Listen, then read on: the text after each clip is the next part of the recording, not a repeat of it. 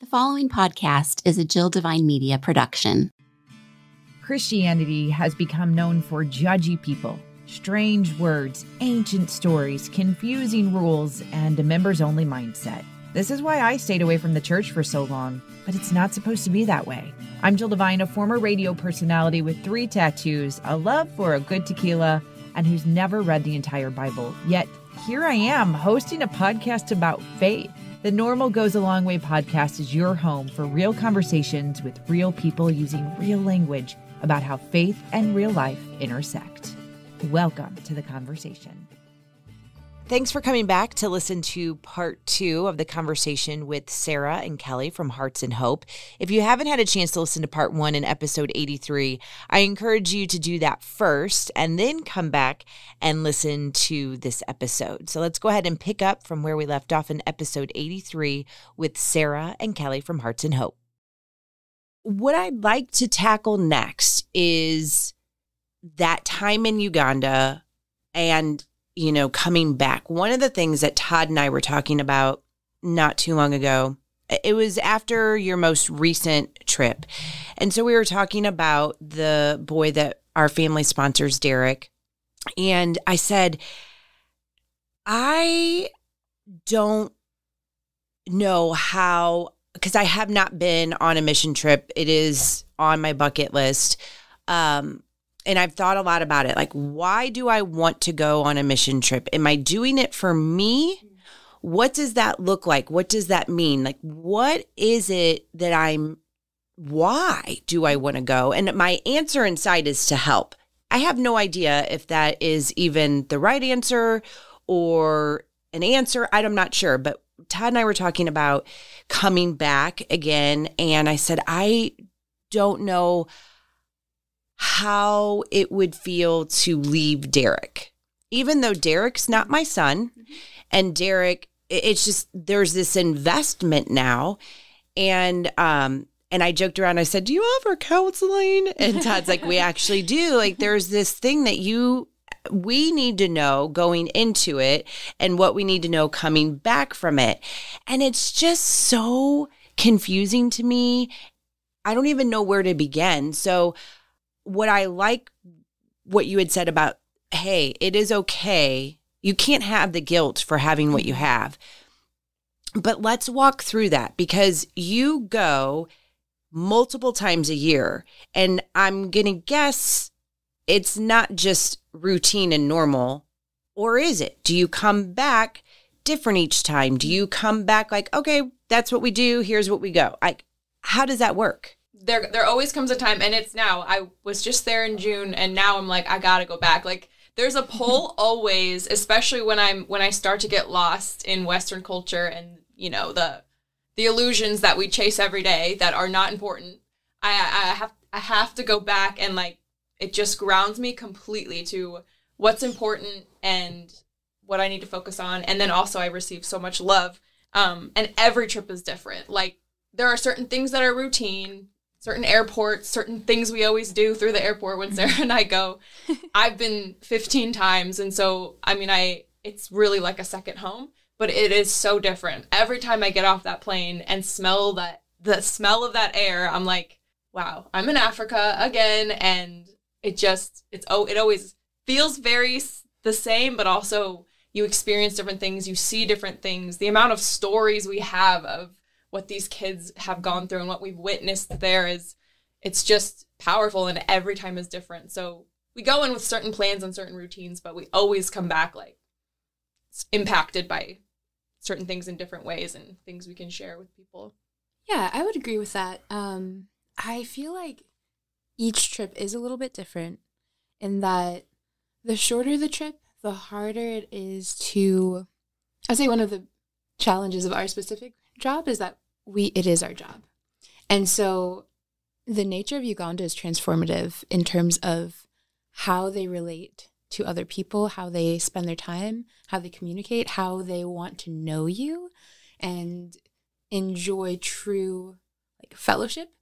And then the nature of you going for a business purpose that kind of can ruin things a little bit, like if Yeah. you don't have enough time. And so that's my job specifically. Most people who go on a mission trip won't experience that particular nuance, because that is what we do, is we build relationships. So most people who go on a mission trip are going specifically to build those relationships and have lots of those opportunities. Something I personally have struggled with is that balance between saying, we only have 2 weeks, we have to talk to all these people, we have to figure out how this is going.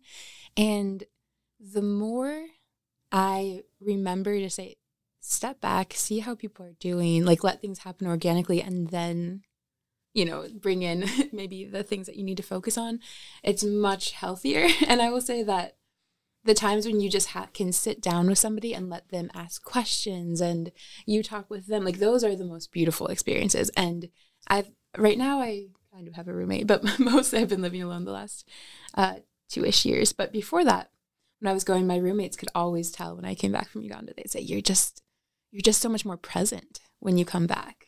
And it's as if you remember what human interaction is supposed to be like, because in Uganda, there's just this beautiful capacity to, you're not in a rush for something. You're not trying to move to the next thing, or you don't have, like you as a mom, you don't have to take your kids to school and then soccer practice and then this, and then you have an interview and you have groceries to worry about and, checking in on anything else. Whereas there, it's like you're with someone and that's your agenda, right? Even that was brought up on, I think, the February trip this year, or it might have been the June. Someone said the way that the students, the kids, even little kids, like 4 or 5-year-olds, like just look at you straight in the eyes and just listen. And they don't even half the time understand what we're saying in English, but they are just smiling and looking at you like so attentively, like you are their priority at that moment. And yeah, to be able to feel heard from like a toddler is a unique experience. Oh, yeah. I mean, even as a mom, I'm like, oh, you actually listened to me? Yeah. Well, it's interesting because what I recently talked about in some episodes, a 3-part episode, was my first time going on a retreat, and the high that I was on when I came back, and how on that last day they had said, spiritual warfare, the devil's gonna, the devil, the enemy, they're gonna get in there and they are going to take this away. And I had just had a voice text conversation with one of the leaders of the retreat. She's like, how are you doing? How are things going? I'm like, well, listen, I'm not on that high anymore at all, which I would love to be on that high. But what I try to do is remember that high whenever I am frustrated or I'm worried or I'm this. I wonder, though, I'm not going to know when I do it, but is that high coming back from Uganda also a complete low? Like you would bring home all of like the sadness. Mm-hmm. Yeah, I would say. But then I'm making that about me, and that's not what it's supposed to be about. So then I start feeling guilty about that. Yeah. My first trip there compared to my 15th, let's say, or whatever, even my second. My first trip there, I cried every single day. And it was more of like why do I have so much and they have so little? And I was looking at them through a lens of, I need to feel sorry for these people. These people have a hard life. I need to feel sorry for them. And in some way, that elevated me above them. The more I've gone, the more I come home and I feel sorry for people around me. And Definitely. all of the mental health problems, the lack of community, the lack of faith in the U.S. particularly. Going to Uganda and seeing they live by, when you have very little, you have a lot to give. Like they take care of, they raise all the neighborhood kids are all raised by the community, and they're there for each other and they fight for each other. And it's just something that we come home and we are inside our huge houses and half of us don't even know our neighbors. And it is really sad to see that the more material wealth we build, walls around each other, and that's who we belong to and who we should, lean on. And that's something we don't have here. So I go to Uganda and I'm like, these people are fine. I think what we're doing is wonderful by providing them some material things that are really vital, like clean water and education. Right, this safety. Right. just general like wellness to protect, their human dignity. But there's something so much that we have to learn, something so huge that we have to learn from these people. So you bring that back too. Yeah, there's a quote that I really like that I'm not going to quote directly because I'm definitely paraphrasing, but it's basically like, as a Western culture, we tend to see poverty and say, what is the solution here? Oh, it's to make them like us. Let them be like middle class people who have their resources met. Yet you look at us and we are a nation or culture defined by suicide rates, divorce, addiction, like mental health challenges, depression, isolation. And you look at, and you can't really make these comparisons, right? Because there's still these challenges in Uganda as well. But you look at Uganda and you see this lack of resources, which we see as being above all the very worst thing you could ever imagine. And yet you meet people who have this depth to them, this creativity to them, this resilience and this kindness and this spirituality that we can't even come close to in our day-to-day interactions. And you say, okay, like who's actually the poor person in this situation? Like who really has something to learn? And so what Kelly said is very true in that there's that, like, it's absolutely heartbreaking that, like, how do we live in 2023 and they don't have clean water or the ability for their children to go to school? That's wrong. It is. It just is wrong that we throw away food and they go hungry.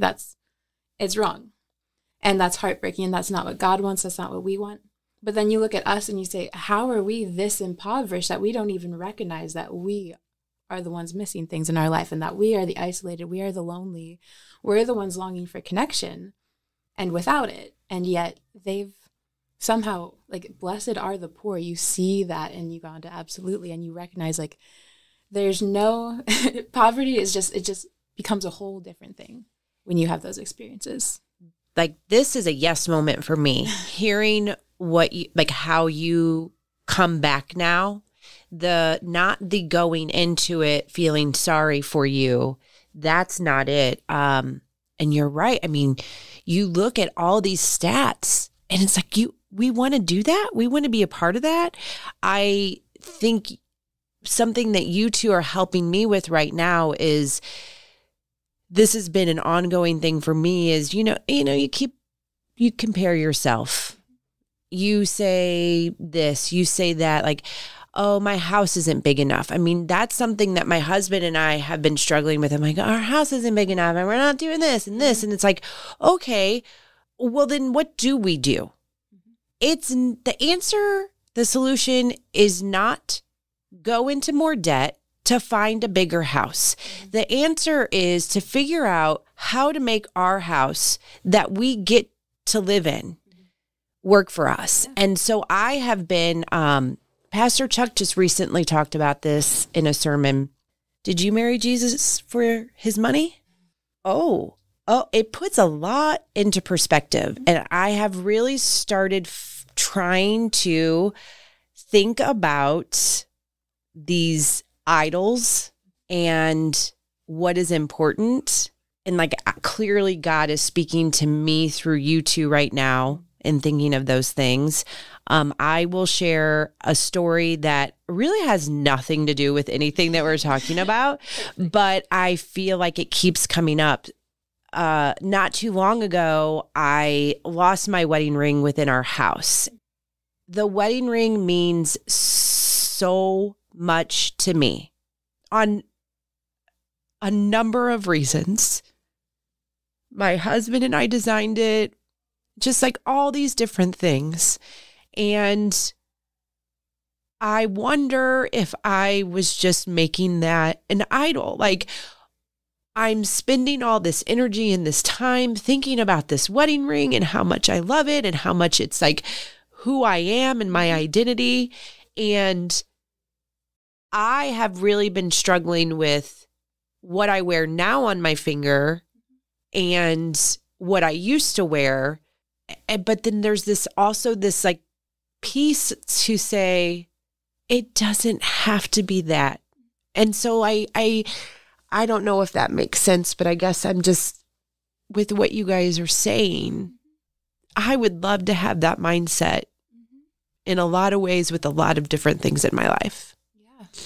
Yeah. And maybe God put Sarah and I in Uganda to constantly remind us of that as well, because I know we, it's hard to maintain that attitude when we do live in this society, and we've been conditioned from our culture from a very young age that, material things and the meaning that we attach to them, if the material thing goes away, the meaning goes away. Yeah. But the meaning always is in us. Right.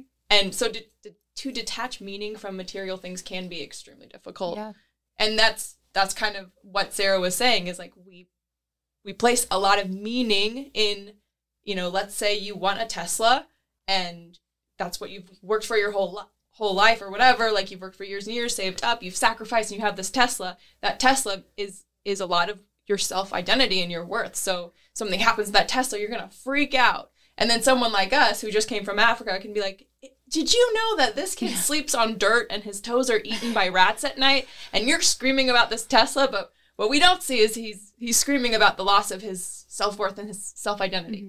Mm-hmm. So a lot of it really, you have to view things coming back from Uganda, of knowing that people here really do attach a lot of worth to material things. I think there's a challenge that comes when you're surrounded by, just the environments like Uganda, you actually start resenting those with money who don't seem to use it well. And there's a bitterness that almost wells up when you look at celebrity, or you look at the culture that what we celebrate, and you think about how many lives could just be normalized or safe just by the use of that money.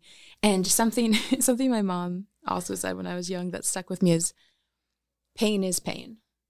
Even a stubbed toe, just because it's not a broken arm doesn't mean a stubbed toe doesn't hurt, right? And so, of course, those things are very different, but yet I think something I've been thinking about during this conversation is the need for us to have grace with ourselves and for others, no matter what those lives look like. So, for instance, you have this fear that going to Uganda, maybe you have the wrong motives, maybe you'd make it about you.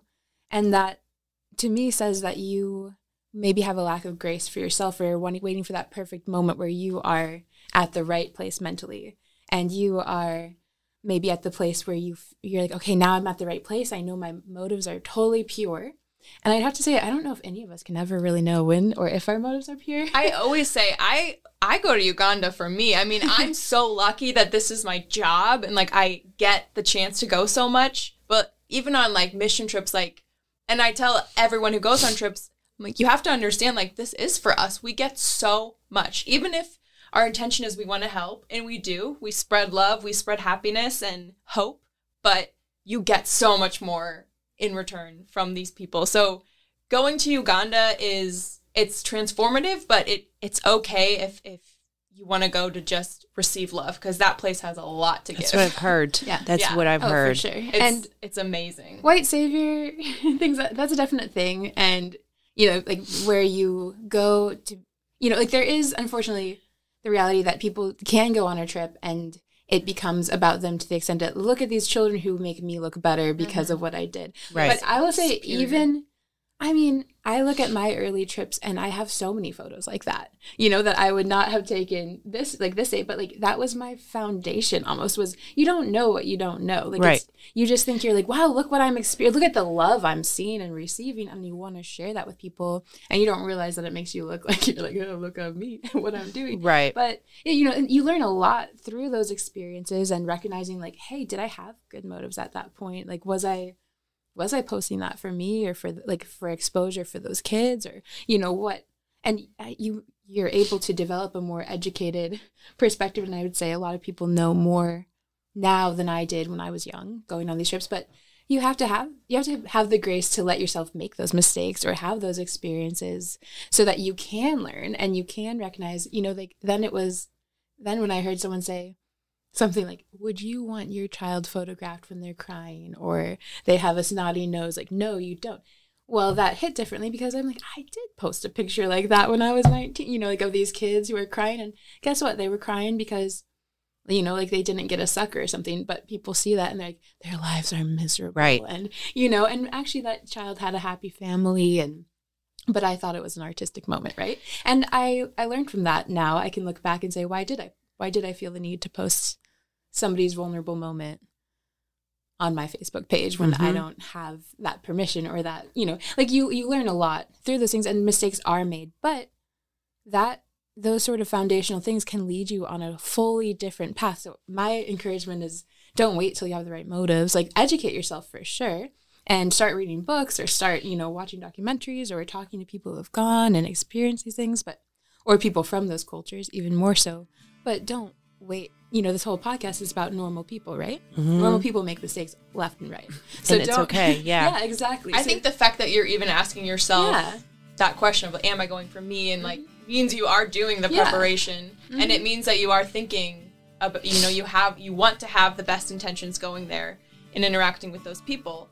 And some people really do just go because, so-and-so is also going, or I had to go on a trip this year anyway, so might as well go. These are the things I've heard that I'm like, maybe you didn't have the best, maybe you could have gone somewhere else or something. So it is really great to have that already. Just knowing you want to go and knowing you want to be in the right mindset is a good first step. Well, thank you. I think, too, as we wrap things up, like, just the confidence that you two have, especially to come back.